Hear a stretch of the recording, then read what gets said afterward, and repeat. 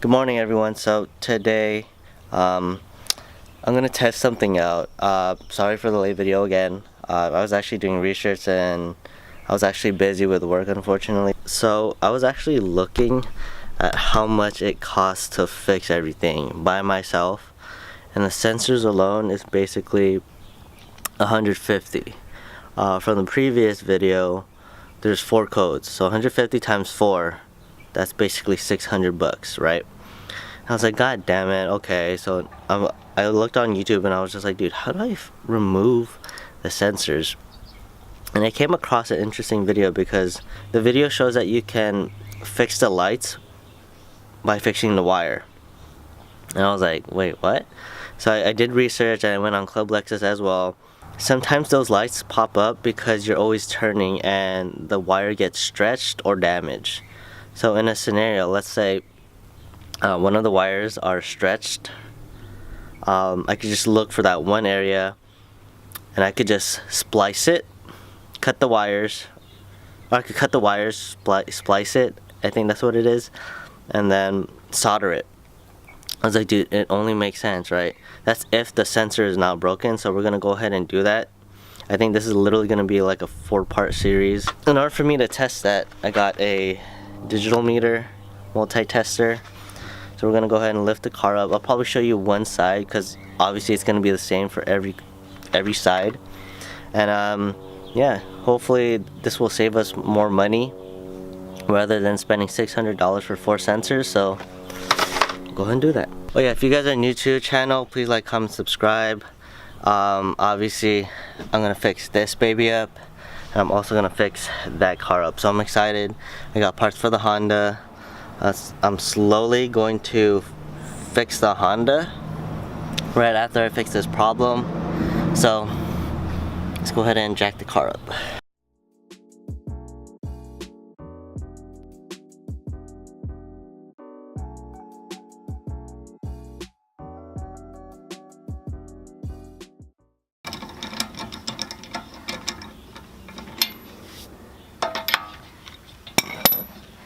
I want to hope your guys' week or build has been going well. It's July 4th right now, so yeah, it's been super busy. I have other goals other than fixing my Lexus and my Honda, so that's the reason why I haven't been posting videos and whatnot. It's early in the morning, freaking tired, but you know, I gotta do a video for you guys, so trying to stick to my word. Almost there.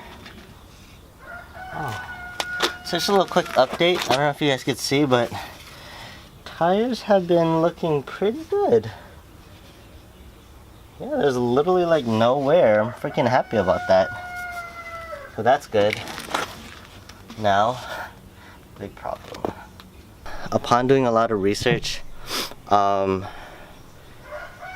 heard cleaning the wires could help, and doing the method I'm going to do right now will help too. So we'll go ahead and do that, see how that works out.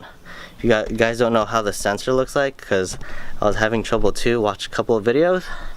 Everyone, sorry, it should be this wire right here. So this is driver's side, right? So it's just right here, get that, and it runs all the way here. So we're going to find out the stretch part and see how everything works out. Alright, so I believe in order to remove the sensor, it's just 1 bolt. I believe it's a 10. Actually, but first, okay, so what we're gonna do is we're gonna access the other side of the sensor so we could test it. Basically how we do that is, you guys can't see it, but there's like a little bolt here, a screwdriver bolt. You just unscrew it. I'm gonna remove this we're gonna remove this section first, and then there's a sensor, we unplug it. I'll show you guys. Yeah, it's a bolt screw or whatever. I don't know if you guys could see that. Yeah, it's a 10. I think there's 2, so there's one on that one side of shit right here, and there's one right here. You won't miss it. Basically this. Okay, everyone, I lied. So there's 4 more bolts. Show you guys where. I don't know if you guys can see that. There's one right there, one right there, and then there's like one right there, and one right there. So remove that bolt, this bolt, and that bolt. Shouldn't be too hard, guys. The reason why we're moving this is so we could get to the sensor. So it is what it is.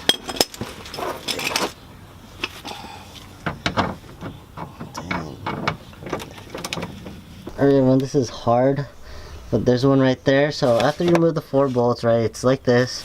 Open this up on the bottom, and it should be right there. Hopefully that's the only bolt we have to take out. So we'll take that one out too. Alright, everyone, there's one right there. God dang it. So we have to remove another hidden one, and then it should for sure be loose this time.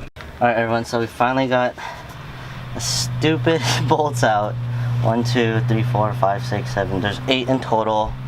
I believe there's 4 on the bottom, 2 on the side right here, and then 2 hidden ones. So keep that in mind. You could use a 10 with an extension or a screwdriver. I think a screwdriver would have been easier, to be honest with you guys, but I was feeling kind of lazy. Anyways,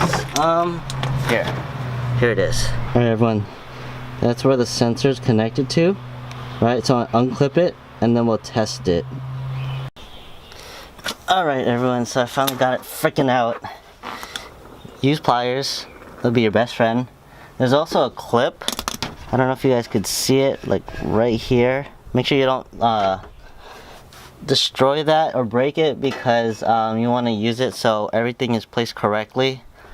This sensor is notoriously known for breaking, so you gotta make sure it's fine. So we gotta open up our multimeter. So now what I'm gonna do, turn this off.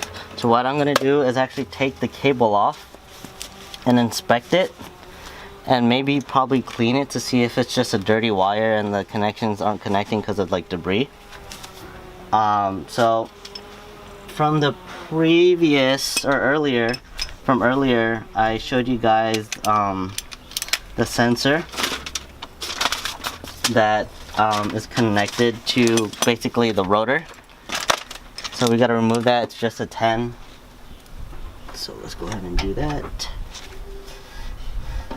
So I'm gonna clean it with QD electronic cleaner. There's some white stuff on it, so maybe that's what's stopping it from connecting. So let's go ahead and just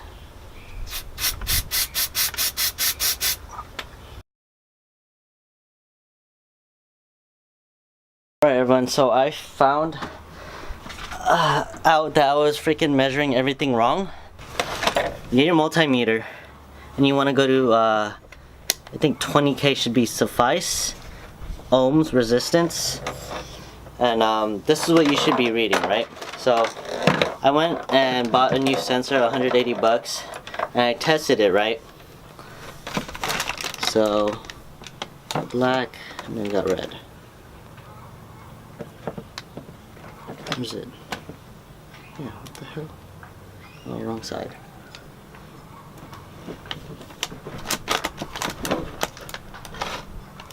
Come on, dude. Right? You're supposed to get 1.61, right? This is measuring at the end of the speed sensor that I bought. So here's the old one that I got.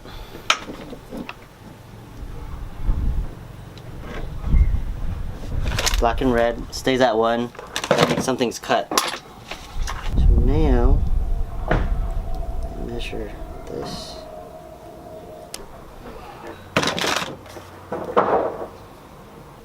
Look at that.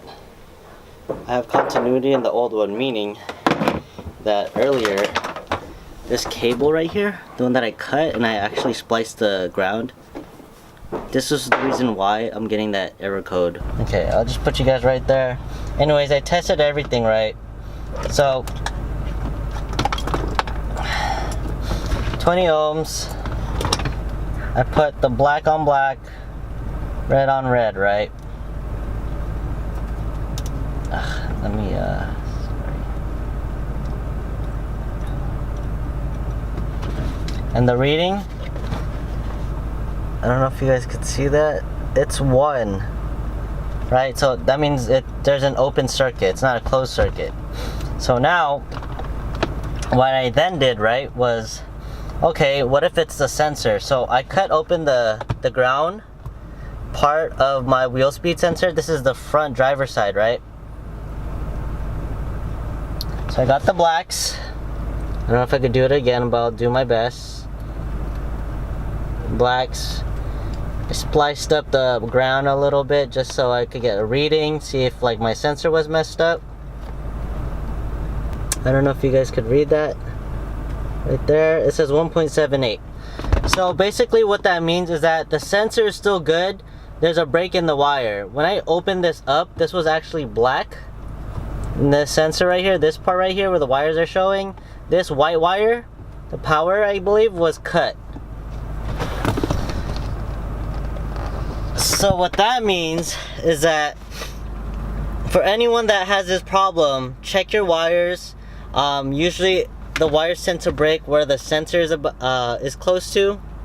Check that, see if there's a cut. If there's a cut, you can save $200 by just soldering the wires. Now here's the good news. So I ran my my OBD reader, right? And hopefully I could do this. It's hard with one hand. Let me see. Okay, everyone. So let me start from the freaking beginning, right? Now the only problem is the front wheel speed sensor and the no DTC definition. I read online that this gets fixed when all the other ABS problems or codes go away. So I only have 2 ABS problems. Alright everyone, so I hope you guys enjoyed that. This is gonna be like a weird video because I was getting things mixed up. I measured things wrong. So basically learn from my mistakes. Hopefully it taught you something. I know this is a big problem and I've been trying to solve it. I know that I bought the sensor without even trying to solder the wire. So how about this? I still need to replace the front right side. So make sure you guys please like, comment, subscribe. And if it's the same problem and if the sensor is working but there's an open circuit within the wires, I'm gonna go ahead and buy a soldering kit, so that way we'll save $200 on the other side and just spend maybe like $20-30 on supplies just to solder the wire. If you guys enjoyed that, and make sure you guys watch the video all over just in case I mix things up. I'm freaking tired, but happy 4th of July, and catch you guys later. Peace out.